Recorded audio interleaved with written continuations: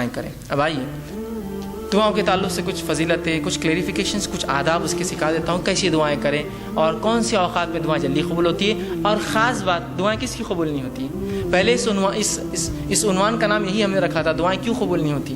پھر پہلے میں نے کہا بہت چھوٹا عنوان ہو جائے گا، ذرا وسعت لاتے ہیں، دعا مومن کا ہتھیار. انشاءاللہ یہ عنوان آئے گا. بہت سے لوگ دعا قبول نہیں ہو رہی، کہاں سے ہوں گی دعائیں کی شرائط میں تو اترو، پہلے کنڈیشن تو لاگو کرو.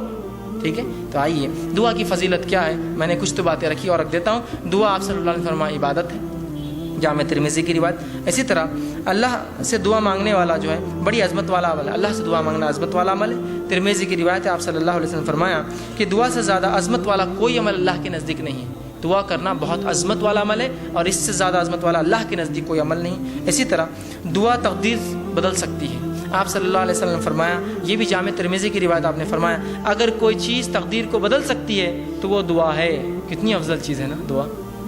سب کر سکتے ہیں ہم اور سب کی قبول بھی ہوتی ہے، تو دعا ہے. اسی طرح دعا نازل شدہ اور غیر نازل شدہ تمام آفت اور بلاؤں کا حل ہے. آپ صلی اللہ علیہ وسلم فرماتے ہیں، یہ جامع ترمذی کی روایت، آپ نے فرمایا اور کہا جو ہے دعا نازل شدہ آفات اور جو ابھی نازل نہیں ہوئی سب کے لیے نفع بخش ہے. لہٰذا اے اللہ کے بندو دعا ضرور کرو.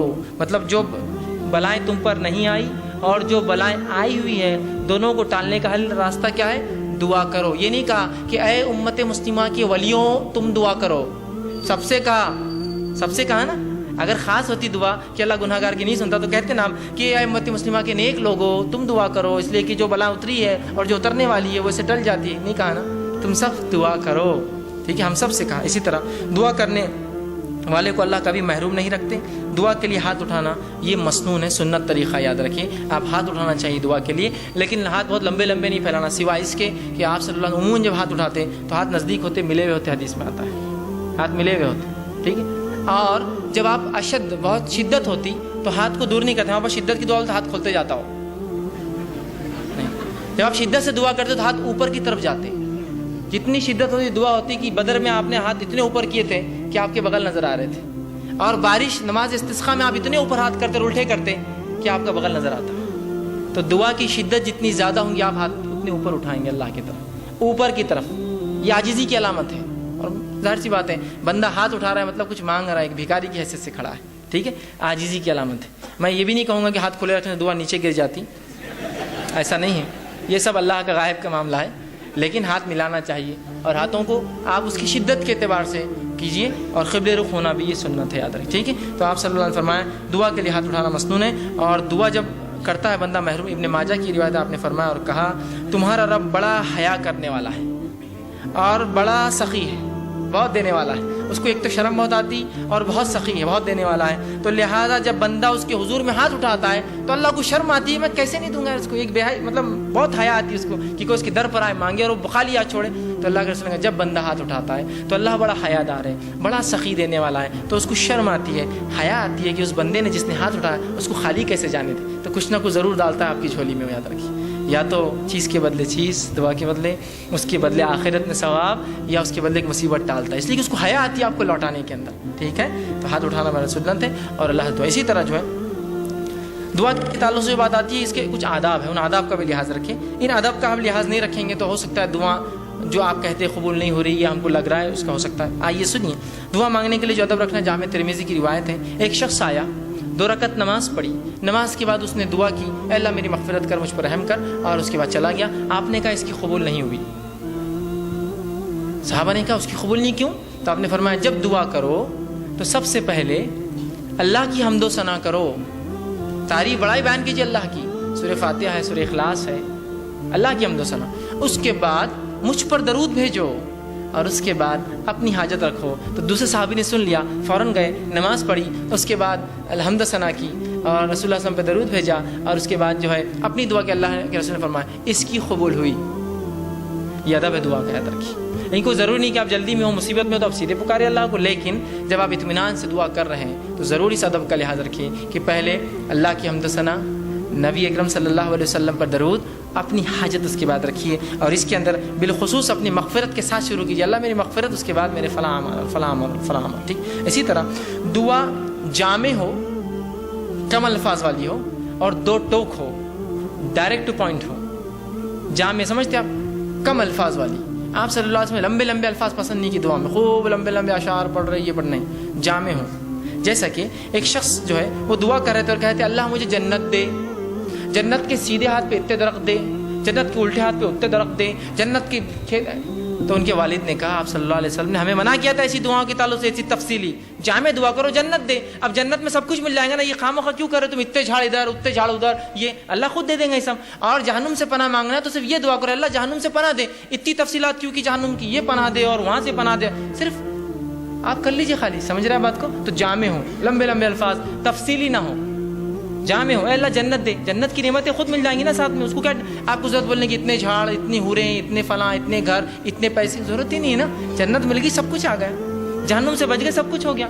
اتنا کیوں کہ اللہ جہنم کے وہ حصے سے نجات دے اور وہ حصے سے نجات دے اور وہ حصے سے، خالی آپ بول دیجیے بس. بات سمجھ رہے آپ؟ ٹھیک ہے. تو جامع ہو اور دو ٹوک ہو، دو ٹوک. یہ دعا کوئی نہ کرے اللہ تو بہتر سمجھے تو دے، یہ دعا درست نہیں. کیوں؟ اللہ پہ کوئی اتھارٹی ہے کہ جو بہتر سمجھے گا اور نہیں سمجھے گا؟ اس کے پاس تو پوری ملکیت ہے، وہ تو دے ہی سکتا ہے. آپ مانگیے کیا مانگنا ہے آپ کو، بولیے اپنے ڈور اللہ یہ چیز مجھے خیر ہے تو دے دے، ختم. تو چاہے تو خیر دے دے، یہ کوئی آپشن نہیں. اللہ کے اوپر کیا کوئی باس ہے اس کا جو اس کو وہ کرے گا کہ تو چاہے تو مطلب وہ کسی سے پوچھے؟ ڈائریکٹ اپنے دو ٹوک الفاظ میں کیجیے اللہ یہ چیز خیر ہو تو دے دے، بس ختم. دو ٹوک ہو، مضبوط الفاظ ہو، جامع الفاظ ہو، کم الفاظ ہو اور اپ ٹو دا پوائنٹ ہو دعا اپنی. اور یہ نہیں کہ اللہ کو آپشنس کے ساتھ تو خیر تو بہتر سمجھے تو دے، بلکہ آپ نے کہا سیدھے اپ ٹو دا پوائنٹ. آپ کہے اللہ اگر خیر ہو تو یہ چیز مجھے دے دے، شر ہو تو اس سے محفوظ رکھ، ختم ہو گیا. دو ٹوک الفاظ میں کہے، یہ نہ کہے صحیح بخاری کی روایت یہ نہ کہے کہ جو اللہ تو چاہے تو، بلکہ اللہ کے اوپر کوئی بڑا نہیں، اس کا حاکم نہیں ہے کوئی، وہ خود سنتا ہے، لہٰذا دو ٹوک الفاظ میں دعا کرو. اسی طرح دعا مانگتے ہوئے دعا کی قبولیت کا آپ کو یقین رکھنا ہوگا دل میں. جب آپ شخص سے دعا کریں گے نا، ہوتی نہیں ہوتی چلو کر لیں گے، لیکن اب دعا نہیں ہوتی قبول آپ کی، اب نہیں ہوتی، چونکہ آپ ایسی بارگاہ میں جا رہے ہیں جو اتنا غنی ہے، جو کسی کو لوٹاتا نہیں ہے. اور وہاں جاتے وقت فقیر یہ سوچے کہ ملے گا نہیں ملے گا، چلو مانگ لیتے ہیں، پھر نہیں ملتا. مانگنے والے کو بالکل ڈٹ کر جانا چاہیے کہ اس دربار سے کوئی واپس نہیں جاتا. یہاں تو بھر دے جھولی کس کس سے چالو ہے، تو رب کس کو کیسے وہ کریں گے، وہ تو دینے ہی والا ہے. تو آپ یقین کریں کہ دعا قبول ہونے والی میری، وہ 3 شکلوں میں، وہ یاد رکھیں ہمیشہ. اور پھر دو ٹوک الفاظ میں کیجیے، یقین کے ساتھ کیجیے اللہ قبول کریں گا. اور دعا پوری توجہ اور یکسوئی سے کیجیے، دعا میں خشوع ہو، جیسا نماز، روزہ، زکوٰۃ، حج، ذکر و اذکار، تلاوت قرآن میں خشوع، تو اسی طرح خشوع ہو. یہ نہیں کہ آپ بہت سے لوگ دعا کرتے ہیں ہاتھ چالو ہے بس، کچھ تو بھی چل رہا ہے بس، مطلب کوئی ان کو دعا میں خشوع نہیں، بس ہو رہی ہاں آمین چل رہا ہے معاملہ. خشوع کے ساتھ، عاجزی، انکساری کے ساتھ، یکسوئی کے ساتھ. یہ جامع ترمذی کی روایت آپ نے فرمایا اللہ تعالیٰ سے قبولیت کے مکمل یقین کے ساتھ دعا کرو. اور یاد رکھو اللہ تعالیٰ غافل اور بے دھیان دل کی دعا نہیں سنتا اور قبول نہیں کرتا. غافل بے دھیان دل بس کر رہے اللہ بس میرے والدین کو فلاں کر دیں، نہیں غافل ہے آپ، ادھر دیکھ رہے ادھر دیکھ رہے، یہ کام کیسا چل رہا، وہ کیسا ہو رہا، مسجد میں کیا کیا ہو رہا، گھر میں کیا کیا ہو رہا ہے نا، تو پھر دعا قبول نہیں ہوتی، یاد رکھیے. اسی طرح دعا کے ادب میں یہ ادب بھی ہے، دعا مانگنے سے قبل اپنے گناہوں کا اعتراف کیجیے اللہ کے سامنے.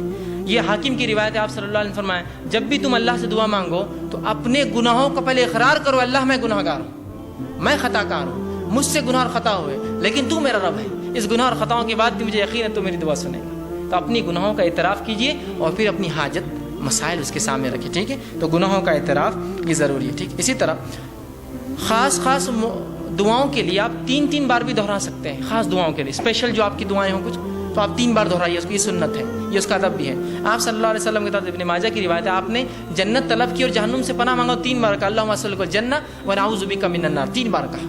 کہ تو بہت اہم دعا ہے نا، جنت پانے کی، جہنم سے بچنے کی. تو اس سے پتہ چلا آپ ایسی دعاؤں کو جو بڑی اہمیت کی ہے 3 بار دہرانا، اللہ میری مغفرت کر، اے اللہ میری مغفرت کر. یہ امپورٹنس کے لیے اور یہ سنت ہے. آپ جب بھی کوئی اہم دعا کرتے 3 مرتبہ الفاظ کے، جیسے عثمان ابن عفان کو دعا دی تھی 3 بار کی دی تھی ایک ساتھ. امپورٹنٹ تھا نا، اس لیے کہ جنگ تبوک میں مال لا کے دیا تھا جب کوئی دے نہیں رہا تھا.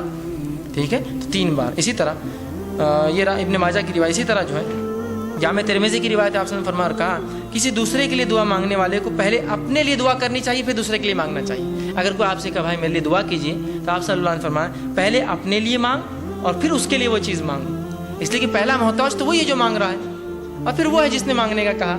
جب بھی کوئی آپ سے دعا کہے تو ضرور اپنے لیے مانگیے پہلے اور پھر اس سامنے والے کے لیے بھی دعا کیجیے. اسی طرح جو یہ ابو داؤد کی روایت ہے آپ صلی اللہ علیہ وسلم فرمایا کہ دعا جو ہے جامع ٹھوس الفاظ لیکن زیادہ معنی والوں سے دعا مانگنی چاہیے. مطلب تھوڑے ہو ठोस हो, मजबूत हो और ज़्यादा उसका माना उसके साथ करना चाहिए। इसी तरह हाथ उठाए बगैर भी दुआ करना जायज़ है, लेकिन हाथ उठाना सुन्नत और अदब है। हाथ उठाए बगैर भी कर सकते हैं, जैसे कि आप सल्लल्लाहु अलैहि वसल्लम ने नमाज के अंदर तशहुद के अंदर दुआएं की, उसमें हाथ थोड़ी उठा सकता आदमी। नमाज के तशहुद में, नमाज की मुख्तलिफ अरकान में तो बगैर हाथ उठाए के, तो बगैर हाथ उठाए के भी कर सकते हैं, हाथ उठा के भी कर सकते हैं। इसी तरह जो है दुआ सुनने वाले के लिए आखिर में आमीन कहना चाहिए। जो दुआ सुने, जब कोई दुआ करे आप सुन रहे तो आमीन कहना चाहिए, इसलिए कि आमीन कहना ये जो है ए अल्लाह कबूल करके माने में है। सही मुस्लिम की रिवायत है, उसने फरमाया जब बंदा अल्लाह से दुआ करता है तो फरिश्ते आमीन कहते हैं, उसके लिए वो दुआ करके आमीन कहते हैं। तो पता चला फरिश्ते दुआ पर आमीन कहते हैं, मतलब हम लोग भी जब दुआ कोई करे तो आमीन कहना चाहिए उसके ऊपर, लेकिन दुआ गुनाह की ना हो और ख़ते ताल्लुक़ की ना हो। ये दो दुआओं पे नहीं कहना चाहिए, क्योंकि ये दोनों दुआएं मांगना गलत भी, अल्लाह कबूल भी नहीं करता कि गुनाह की कोई दुआ या ख़ते ताल्लुक़। जैसा कोई दुआ करा अल्लाह लड़की को लेकिन भागना आसान कर दे, बहुत से लोग करते हैं ना ऐसी दुआएं, होते हैं ना ऐसी दुआएं। तो बहरहाल नौजवान इसलिए बोल रहा हूँ, तो ये दुआएं नहीं कबूल होती, ये तो गुनाह की है ना। आप ऐसी दुआ अल्लाह से करते हैं अल्लाह मेरे को शराब की नेमत अता फरमा, है ना, मेरे लिए जुआ चरस गांजा ये सब आसान कर, मेरे क्लब को जो सट्टे का है उसको खूब चला, है ना, लोगों को खूब बीमार कर ताकि मेरे दवाखाने में आए। गुनाह की है ना भाई, बीमार लोग होते रहेंगे, दवाखाने आते रहेंगे, अलग चीज़ है, आप दुआ नहीं कर सकते, इसकी गुनाह है ना, एक गलत चीज़ की दुआ कर रहे हैं आप, समझ रहे। जैसा पंक्चर की किसी ने दुकानदार, तो आप क्या दुआ करें अल्लाह खूब पंक्चर हो, गाड़ियाँ इस शहर में मेरे पास आए। पंक्चर तो फितरी चीज़ें होंगी, आप दुआ नहीं, आप ये करेंगे अल्लाह मेरे रिस्क में बरकत दे। अब वो कैसी होंगी वो एक अलग चीज़ है, आप बात समझ रहे, ये दुआ होनी चाहिए, तो गुनाह की दुआ नहीं होनी चाहिए। इसी तरह मामूली से मामूली चीज़ भी अल्लाह से मांगना चाहिए, मामूली बहुत मामूली चीज़ है, अल्लाह से मांगे। हम लोग समझते नहीं बड़े मसलों में अल्लाह को लाना चाहिए, मामूली मसले में ना को क्या को अल्लाह को जो खाम खा लाने का नहीं, हर मसले में अपने रब से ताल्लुक़ जोड़िए अपना। और मामूली दुआ भी आप सल्लल्लाहु अलैहि वसल्लम सुनिए क्या फरमा, जामे तिरमिज़ी की रिवायत है, अनस बिन मालिक रज़ी अल्लाह अन्हु फरमाते हैं, आपने फरमाया और कहा तुम में से हर एक अपनी ज़रूरत अल्लाह से मांगे, हत्ता कि जूते का तस्मा लेस भी टूट जाए तो अल्लाह से मांगे, अल्लाह नहीं लेस चाहिए। और अगर नमक की कमी हो तो अल्लाह से मांगे, अल्लाह नमक चाहिए मुझे।